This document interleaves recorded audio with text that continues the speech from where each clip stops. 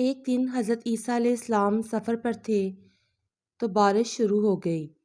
تو آپ علیہ السلام نے کیا دیکھا کہ ایک لومڑی بینا اپنی کوچھار ایک غار میں چلی گئی۔ آپ ایک درخت کے نیچے کھڑے تھے۔ بارش اتنی شدید تھی کہ تھوڑی دیر بعد درخت بھی ٹپکنے لگا۔ وہ پانی کے قطرے آپ کے جسم مبارک پر گر رہے تھے تو دل میں خیال آیا، عیسیٰ، اس لومڑی کا بھی رہنے کے لیے گھر ہے، تیرا کوئی گھر نہیں ہے۔ بس قلب مبارک میں یہ خیال کا آنا تھا، دیکھا سامنے جنت سے گھر ظاہر کر دیا گیا، اور ساتھ آواز کیا آتی ہے، عیسیٰ، کیا آپ سے ہمیں گھر پیارے ہیں؟ بتا کتنے گھر چاہیے، ڈھیر لگا دیں گے، لیکن آپ کا یہ جو قلندرانہ مزاج ہے نا، ہمیں تو یہی پسند ہے۔